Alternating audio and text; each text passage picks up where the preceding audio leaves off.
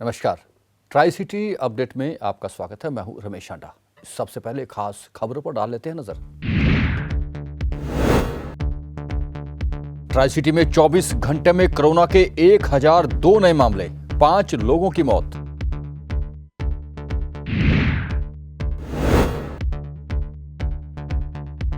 नहीं बुझ रही डंपिंग ग्राउंड की आग, धुएं से बढ़ा बीमारियों का खतरा।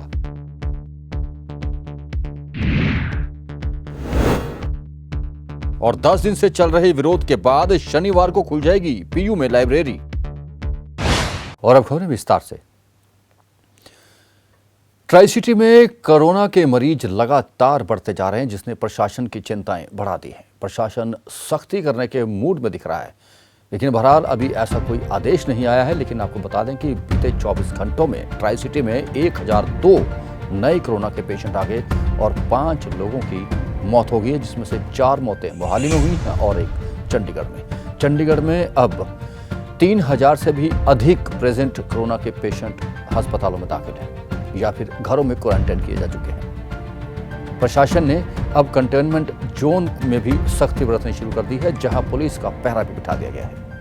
आपको बता दें कि इस वर्ष अब तक 1000 नए मामले आना सबसे बड़ी बात है, क्योंकि अभी तक 1000 का आंकड़ा पूरा नहीं हुआ था। लेकिन आज उसे भी पीछे छोड़ते हुए 1002 नए मामले सामने आ गए। हालांकि वैक्सीनेशन देने की रफ्तार भी तेज कर दी गई है, बावजूद इसके इस तरह कोरोना के नए मरीजों का लगातार आना चिंता का सबब है। डंपिंग ग्राउंड में लगी आग तीसरे दिन भी पूरी तरह से नहीं बुझ पाई।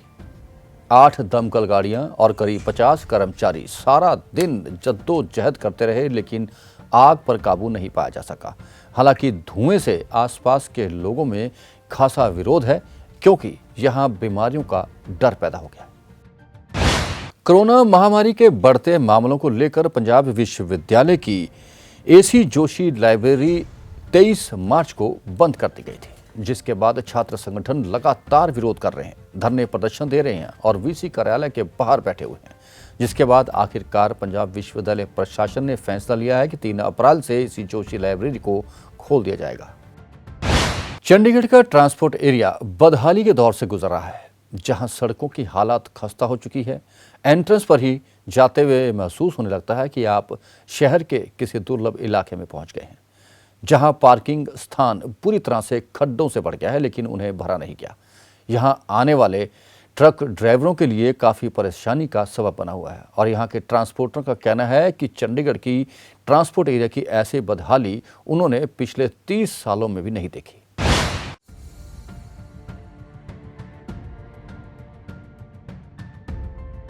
चंडीगढ़ के ट्रांसपोर्ट एरिया में ट्रांसपोर्टरों को कई समस्याएं आ रही हैं, जिसको लेकर वे कई बार प्रशासन और निगम को भी लिख चुके हैं। बावजूद इसके उनकी समस्याओं पर कोई ध्यान नहीं दिया जा रहा। ट्रांसपोर्ट एरिया में जैसे ही आप एंट्री करेंगे तो वहां सबसे पहले सड़कों का बुरा हाल देखेंगे, जहां पर जगह जगह गड्ढे पड़े हैं। वहीं यहाँ के स्थानीय लोगों का कहना है कि 5 सालों से यहाँ पर कोई सड़क नहीं बनी है और जिसे लेकर ट्रांसपोर्टर काफी निराश हैं, जिनका कहना है कि वे इसको लेकर कई बार नगर निगम के एरिया पार्षद और प्रशासन को लिख चुके हैं। बावजूद इसके सड़कों की हालत नहीं सुधरी। इन ट्रांसपोर्टरों का कहना है कि सड़कों के साथ साथ एरिया में गंदगी और पार्कों का भी बुरा हाल है, जिनकी ओर निगम कोई ध्यान नहीं दे रहा। इससे पहले कभी भी चंडीगढ़ की सड़कों का ऐसा हाल नहीं हुआ और न ही देखा। हमारे पास यहाँ सारी तरह की समस्या आ रही है, प्रशासन की तरफ से कोई सुनवाई नहीं हो रही है हमारी। हम सारे अफसरों को मिल चुके हैं, कमीशन से मिल चुके हैं, लोकल जो पार्षद हैं उनसे मिले हैं। सड़कों का बुरा हाल है, सबसे ज़्यादा टैक्स हम लोग दे रहे हैं।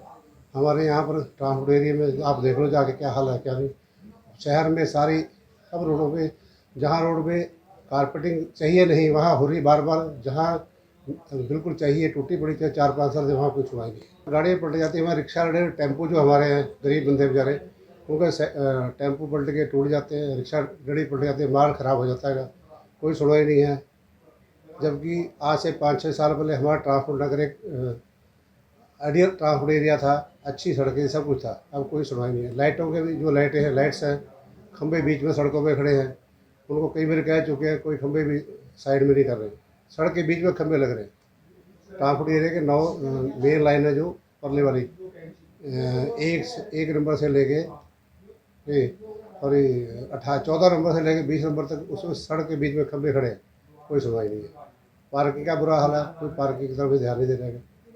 मनमर्जी का टैक्स वसूल रहे हैं, टैक्स सबसे ज़्यादा हम लोग दे रहे हैं, एडवांस टैक्स दे रहे हैं। गाड़ी रोड पर नहीं आती है तो उसका भी टैक्स दे रहे हैं। 3 महीने गाड़ी पासिंग की प्रॉब्लम है, जो भी समस्या है उसका भी टैक्स दे रहे हैं।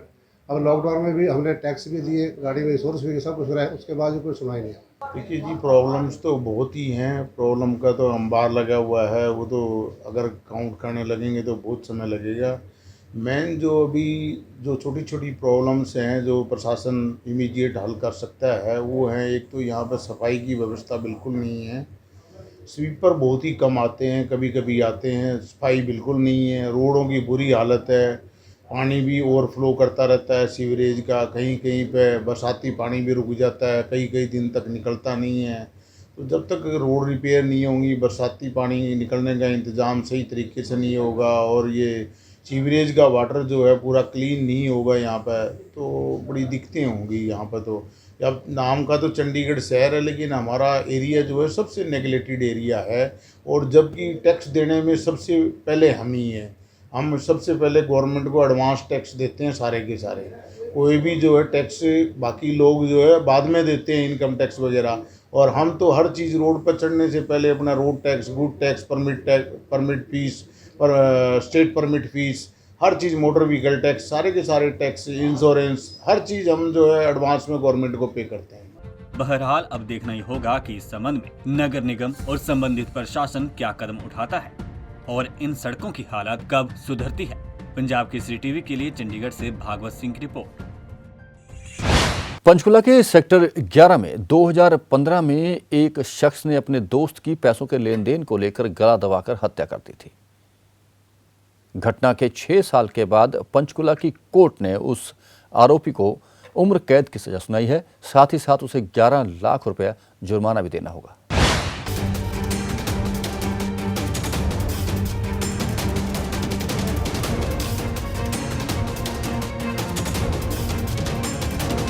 पंचकूला में वर्ष 2015 में सेक्टर 11 निवासी मुकुल भारद्वाज की पैसों के लेन देन को लेकर गला घोंटकर हत्या करने के मामले में आज करीब 6 साल बाद पंचकूला की जिला अदालत ने हत्या के मामले में एक आरोपी को दोषी करार देते हुए उम्र कैद की सजा व 11 लाख रुपए जुर्माना सजा सुनाई है। पंचकूला के डिस्ट्रिक्ट एंड सेशन जज नरेंद्र सूरा की अदालत ने इस मामले में फैसला सुनाया है। इस मामले में मृतक मुकुल भारद्वाज के वकील ने बताया कि मुकुल की हत्या का मामला पंचकूला के रायपुर रानी में दर्ज किया गया था और उसकी हत्या कर हत्यारे से पंचकूला के ताऊ देवीलाल स्टेडियम के पीछे कार में छोड़कर भाग गए थे। मृतक मुकुल भारद्वाज की हत्या में 3 लोगों के खिलाफ पुलिस ने मामला दर्ज किया था और इन आरोपियों में से एक आरोपी की मृत्यु हो चुकी है तो वहीं एक आरोपी को बरी कर दिया गया है। मामला पैसे के लेन देन को लेकर 3 लोगों ने, गुरचरण और देवेंद्र पाल ने मुकुल नाम के लड़के की हत्या कर दी थी 4 अगस्त 2015 की रात को, और उसकी डेड बॉडी 5 अगस्त 2015 को टांगरी नदी मोड़ी के किनारे से पाई गई थी। इसमें 3 लोग आरोपी थे, गुरचरण, देवेंद्र पाल और विक्रम।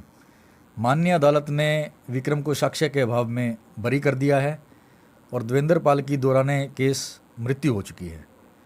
और आज 23 तारीख को दोषी करार दिया गया था गुरचरण, और आज उसको उसकी सज़ा का ऐलान किया गया है। उसके खिलाफ सर्कमस्टेंशियल एविडेंस थे। उसके होटल से सीडी फुटेज ली गई थी, सीसीटीवी फुटेज, उसमें वो उसको मुकुल को लेके जाता हुआ दिखाई दे रहा है और वापस में अकेला वहाँ आ रहा है। तो कितने पैसों का लेन देन था? जो करीब 5-6 लाख रुपए का इनका लेन देन था आपस में। सर इसके फैमिली में मदर ऑलरेडी एक्सपायर हो चुके थे, इसकी मदर गवर्नमेंट जॉब में थी। कोई अकेला लड़का था मदर। अच्छा, अनमैरिड था? अनमैरिड। उम्र कितनी बताई इसकी? 27। About 23 years. 23 इस मामले में मुख्य आरोपी गुरचरण उर्फ मिंटू को उम्र कैद की सजा के साथ 11 लाख रुपए जुर्माने की सजा भी सुनाई गई है। इस मामले में करीब 6 साल बाद पीड़ित परिवार को इंसाफ मिला है। Bureau report, Punjab Kesari TV. Corona काल सबके लिए अशुभ रहा। कईयों की नौकरियां गई, कईयों के कारोबार बंद हो गए, लेकिन चंडीगढ़ यूनिवर्सिटी ने अपने छात्रों के लिए नौकरियों के दरबार खोल दिए। 500 कंपनियों के टाइप के बाद कई विद्यार्थियों को नौकरियां दी गई। इसका खुलासा यहां आज पत्रकारों से बातचीत करते हुए विश्वविद्यालय के प्रशासनिक अधिकारियों ने दी।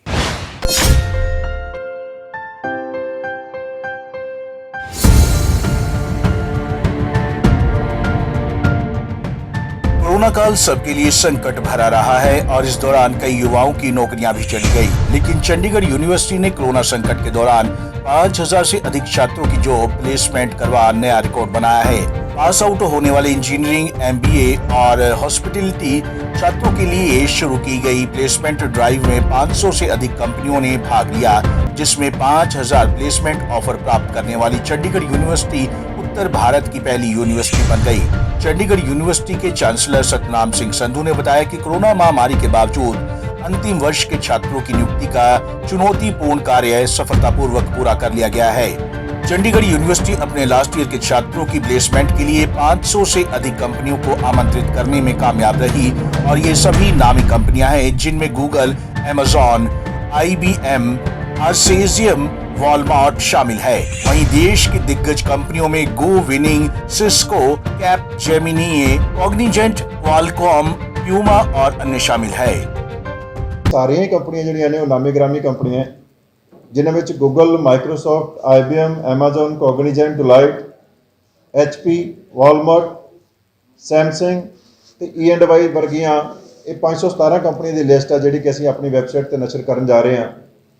मीडिया नाल भी असीं सांझी कर सकते हैं। इस दे विच कोई भी इस तरह की कंपनी नहीं है जिथे कि लो प्रोफाइल जॉब जिहड़ी है साडे स्टूडेंट्स नूं ऑफर की जाए।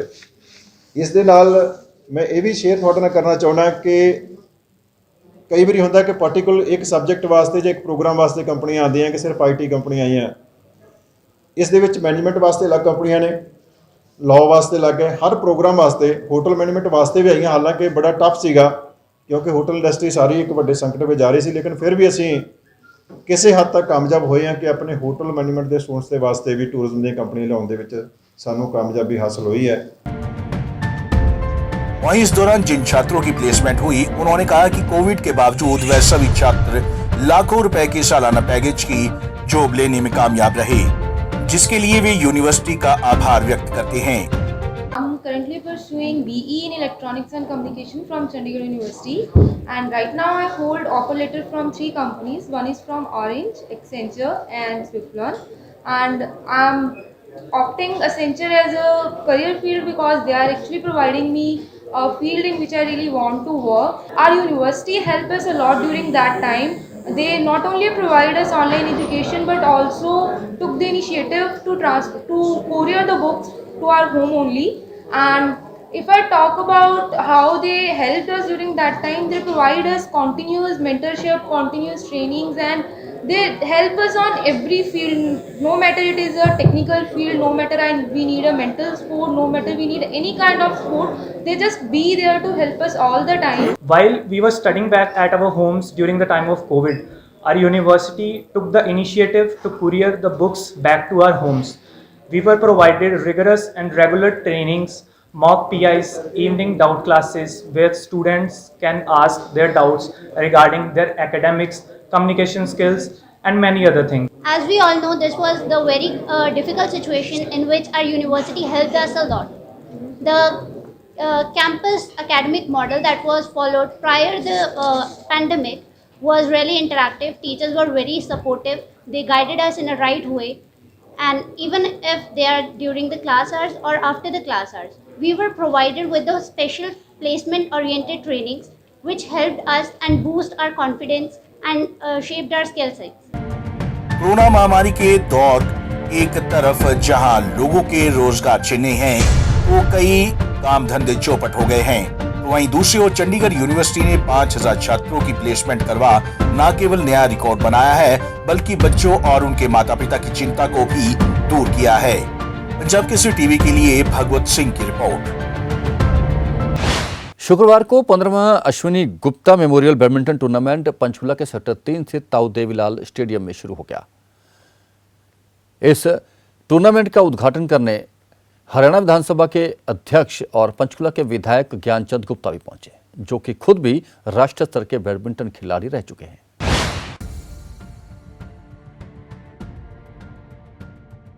15वां Ashwini Gupta memorial badminton tournament Panchkula के सेक्टर 3 स्थित ताऊ देवीलाल स्टेडियम के बैडमिंटन हॉल में आयोजित किया गया। पंचकूला डिस्ट्रिक्ट एसोसिएशन और अश्विन गुप्ता मेमोरियल ट्रस्ट के माध्यम से ताऊ देवीलाल स्टेडियम के बैडमिंटन हॉल में इस टूर्नामेंट की शुरुआत हुई। टूर्नामेंट में हरियाणा विधानसभा अध्यक्ष ज्ञानचंद गुप्ता ने बतौर मुख्य अतिथि शिरकत कर टूर्नामेंट का शुभारंभ किया। ज्ञानचंद गुप्ता ने बताया कि इस टूर्नामेंट में करीब 125 खिलाड़ी भाग लेंगे। उन्होंने बताया कि ये टूर्नामेंट अश्विनी गुप्ता की याद में पिछले 15 सालों से करवाया जा रहा है। उन्होंने बताया कि अश्विन गुप्ता खुद नेशनल लेवल के बैडमिंटन खिलाड़ी थे, जिनकी मौत एक सड़क हादसे में हुई थी। उन्होंने बताया कि इस प्रकार के टूर्नामेंट करवाने का मकसद है कि युवाओं को नशे से दूर रखना और युवाओं को खेलों के प्रति जागरूक करना। साथ ही युवा खेल में समय दे ताकि युवाओं में अनुशासन और खेल की भावना बने। उन्होंने बताया कि अश्विन गुप्ता मेमोरियल ट्रस्ट की ओर से हर साल blood donation camp, badminton tournament, kabaddi tournament करवाया जाता है। इसके साथ ही हर साल अश्विन गुप्ता मेमोरियल ट्रस्ट की ओर से जिला के बेस्ट खिलाड़ियों को नगद राशि देकर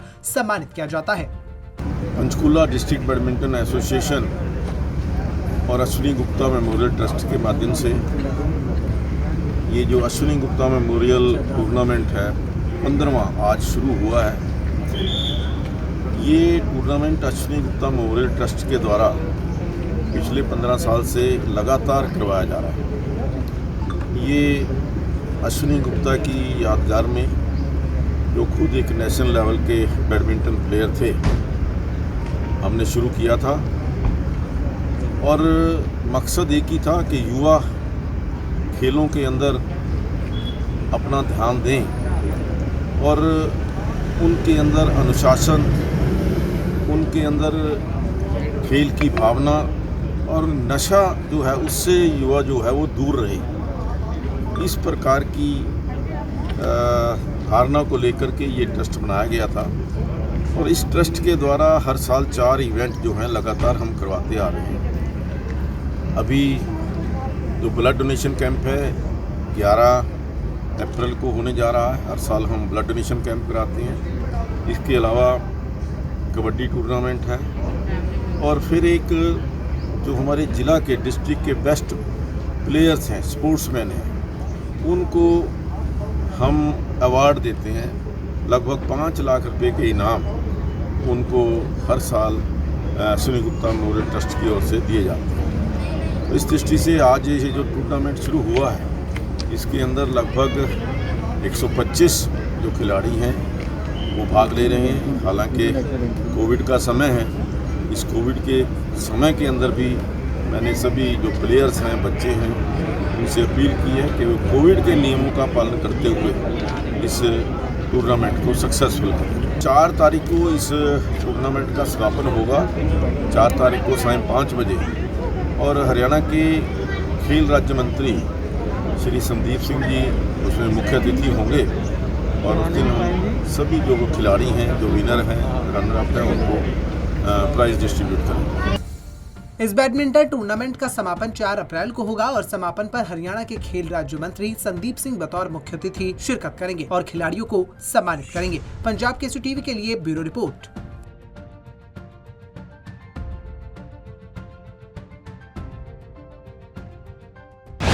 डिसेबल्ड क्रिकेट एसोसिएशन और हरियाणा और all India cricket association for physical challenge की ओर से आगामी 15 से 18 अप्रैल तक सोनीपत और चंडीगढ़ में शारीरिक रूप से दिव्यांग क्रिकेटरों के लिए T20 क्रिकेट टूर्नामेंट का आयोजन किया जा रहा है।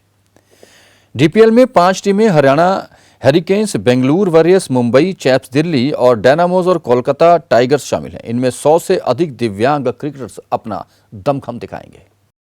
नहीं, आज का सब्जेक्ट हमारा है कि हमारा एक 15 अप्रैल से 18 अप्रैल को 2nd दिव्यांग प्रीमियर लीग का आयोजन किया जा रहा है, जो ये differently abled cricket association of Haryana और जो उसके मेन बॉडी है हमारी ऑल इंडिया क्रिकेट एसोसिएशन के सौजन्य से इसका आयोजन किया जा रहा है, जिसमें ऑल इंडिया से प्लेयर, दिव्यांग सिलेक्टेड प्लेयर खेलेंगे। ऑल इंडिया से, हर स्टेट से बच्चा आएगा इसमें। और इसका मोटिव क्या है कि दिव्यांग क्रिकेट को ज़्यादा से ज़्यादा प्रमोट करने का है। एक ये आईपीएल कॉन्सेप्ट होगा जिसमें आईपीएल की तरह अलग अलग स्टेटों के बच्चे मिक्स होकर खिलाड़ी मिक्स होकर खेलते हैं। तो हमारा भी वही है कि एक टीम में 5 टीमें इसमें पार्टिसिपेट करेंगी, तो 5 टीमों में आपको हर स्टेट का बच्चा, ज़्यादातर हर जोनल का बच्चा मिलेगा। क्या सरकार भी इसमें पार्टिसिपेट करेगी? सरकार का अभी धीरे धीरे सरकार भी जागरूक हो रही है। जब से मोदी सर ने हमारे को दिव्यांग वर्ड दिया है तब से जागरूक हो रही है सरकार इसको लेके, और सरकार सहयोग भी कर रही है। इसमें हमारे मिनिस्टर साहब से भी हमारी मुलाकात हुई है, स्पोर्ट्स मिनिस्टर से, उन्होंने भी सहयोग का आश्वासन दिया है और उन्होंने कहा कि मैं वो इवेंट में आएंगे भी, और भी बहुत सारे क्रिकेटर्स ये सब जुड़े हुए हमारे साथ। कहाँ ये टूर्नामेंट? ये टूर्नामेंट सोनीपत हरियाणा और चंडीगढ़ में होगा। 15 को इसकी 15 अप्रैल को इसकी जो ओपनिंग है वो सोनीपत में राय स्पोर्ट्स स्कूल में होगी। उसके बाद 16, 17 और 18 अप्रैल को ये चंडीगढ़ में खेला जाएगा। फाइनल इसका डे नाइट होगा सेक्टर 16 के। सर आपने बताया ये बच्चे जी विदेशों में भी खेल के आए, उसके बारे में थोड़ा सा बताएं। विदेशों में देखो, आज से 30-32 साल पहले अजीत वाडेकर सर हमारे फॉर्मर टेस्ट कैप्टन, जिनका कल बर्थडे भी था, हम उसी के उपलक्ष्य में ये हम चाह रहे थे कि उसी टाइम पे हमारी ये प्रेस कॉन्फ्रेंस हो, तो कल किसी कारणवश नहीं कर पाए। तो हमारा मोटिव क्या था कि जो उन्होंने एक मंच, एक पेड़ जो लगाया है, एक जो हमारे इस क्रिकेट को प्रमोट करने के लिए जो उन्होंने स्टार्ट की थी जर्नी, उसको हम धीरे धीरे बढ़ा रहे हैं। उन्होंने पूरे प्रयास किए हैं कि बीसीसीआई से जोड़ा जाए, लेकिन कल बीसीसीआई ने हमारी मदद भी की है। और आने वाले टाइम में जो ये इंटरनेशनल टूर्नामेंट हो रहे हैं, तो मैंने कहा कि यूके में गए तो बीसीसीआई ने हेल्प की है, उसमें सरकार ने भी सहयोग दिया है।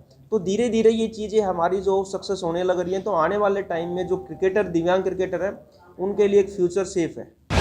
और मौसम विभाग से मिली जानकारी के अनुसार ट्राई सिटी में आज का अधिकतम तापमान 32 डिग्री सेल्सियस और न्यूनतम तापमान 14 डिग्री सेल्सियस रिकॉर्ड किया गया। मौसम में नमी की अधिकतम मात्रा मात्र 16% रही है और आने वाले 24 घंटों में अनुमान है कि मौसम में कोई खास बदलाव नहीं आएगा, लेकिन रात को बूंदाबांदी की संभावनाएं जताई जा रही हैं। ट्राई सिटी अपडेट में बस इतना ही। जाने से पहले आपसे वही गुजारिश कि मास्क जरूर पहने, सोशल डिस्टेंसिंग बनाएं, सैनिटाइजर का इस्तेमाल करें और बार बार साबुन से हाथ धोएं, क्योंकि कोरोना बहुत तेजी से फैल रहा है और किसी भी समय आपके घर तक पहुंच सकता है। इसलिए खुद भी बचें और दूसरों को भी बचाएं। वैक्सीनेशन लगवाने से भी ना चूकें, खुद भी लगवाएं और 45 वर्ष से अधिक आयु वर्ग के जो भी व्यक्ति आपके घर के आसपास रहते हैं उन्हें भी प्रेरित करें कि स्वास्थ्य केंद्रों में जाकर वैक्सीनेशन जरूर करवाएं। फिर मिलेंगे कुछ और नई खबरें और सूचनाएं लेकर। तब तक के लिए रमेश आंडा को पूरी ट्राई सिटी टीम के साथ इजाजत दीजिए। नमस्कार।